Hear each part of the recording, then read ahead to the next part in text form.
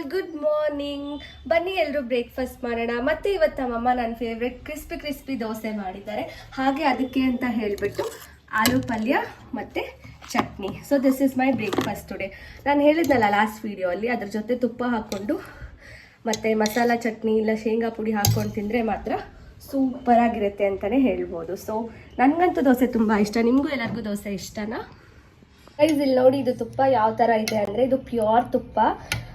ಎಮ್ಮೆ ಹಾಲು ಬರುತ್ತೆ ಗೊತ್ತಾ ನಮ್ಮ ಹಳ್ಳಿಗಳ ಕಡೆ, ಅಲ್ಲಿಂದ ಆ ಹಾಲಿಂದ ಒಂದು ವಾರ ಫುಲ್ಲು ಕೆನೆ ತೆಗೆದುಬಿಟ್ಟು ನಮ್ಮ ಅಜ್ಜಿನೇ ಇದನ್ನು ಬೆಣ್ಣೆ ಮಾಡಿ ತುಪ್ಪ ಮಾಡ್ಕೊಟ್ಟಿರೋದು. ಎಷ್ಟು ಚೆನ್ನಾಗಿರುತ್ತೆ ಗೊತ್ತಾ. ನಾನು ಬ್ಯಾಂಗ್ಳೂರಲ್ಲಂತೂ ಒಂದು ದಿವಸನೂ ತಿಂದಿದ್ದಿಲ್ಲ.